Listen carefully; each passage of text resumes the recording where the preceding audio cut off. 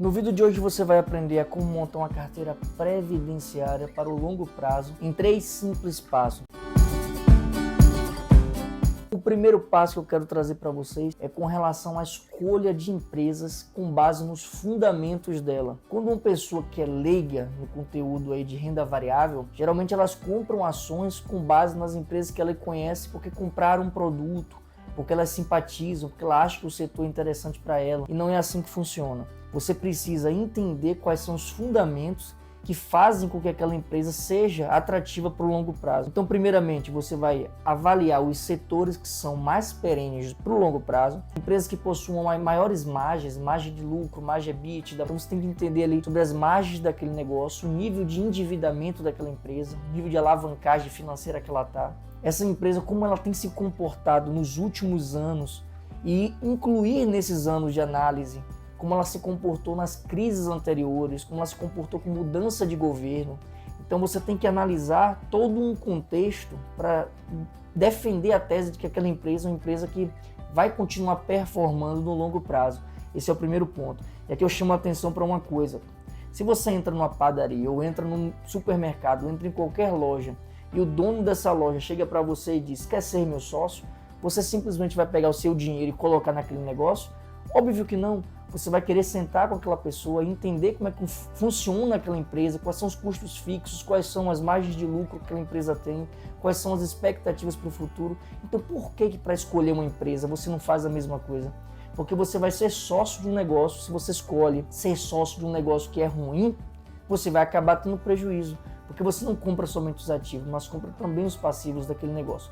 Essa é a primeira dica. Já a segunda dica, ela está relacionada com a diversificação. Eu quero chamar a atenção aqui para o seguinte: a diversificação, ela não é aquela ideia de comprar diversos ativos para a carteira ali e achar que está protegido no momento de crise. Não é essa. Às vezes eu estou encontrando pessoas, que fazem mentoria comigo, fazem consultoria também, que vem com a carteira de ações com 20, 30 ações na carteira e um volume financeiro muito pequeno, às vezes 50, 60 empresas, e acha que vai ganhar dinheiro porque está diversificado. O que muitas pessoas não entendem é que boa parte daquelas empresas ali, por pertencerem ao mesmo setor, por pertencerem ali ao mesmo segmento, elas acabam se comportando de maneira muito semelhante. Então a diversificação que eu falo é aquela diversificação inteligente, aquela diversificação entre ativos que são desconexos, que possuem convexidade. Como é que seria essa diversificação? Por exemplo, se você pega um grupo de empresas do setor bancário, Itaú, Bradesco, Santander, e verificar o gráfico dessas empresas ao longo do tempo, você vai perceber uma certa similaridade, porque elas pertencem ao mesmo segmento, e os resultados também são um pouco semelhantes. Agora, se você pega ativos que são atrelados ao dólar, por exemplo, e ao índice da Bovespa, você vai encontrar uma descorrelação. Enquanto o índice da Bovespa sobe, o dólar geralmente cai. Enquanto o dólar sobe, você tem aí uma queda no índice da Bovespa. Então você encontra uma relação inversamente proporcional. E os ativos que são desconexos, que possuem convexidade, precisa ter essa premissa aí nas escolhas. E quando eu falo de você diversificar, você pode diversificar entre setores distintos, entre empresas de segmentos distintos, entre ativos distintos. A sua carteira pode ter lá renda fixa, renda variável, alguns fundos também que possuem uma volatilidade pequena. Então tudo isso tem que ser pensado para você manter aquela carteira ali para o longo prazo, ela possa resistir às futuras crises que vão acabar vindo. Isso é de praxe no mercado financeiro.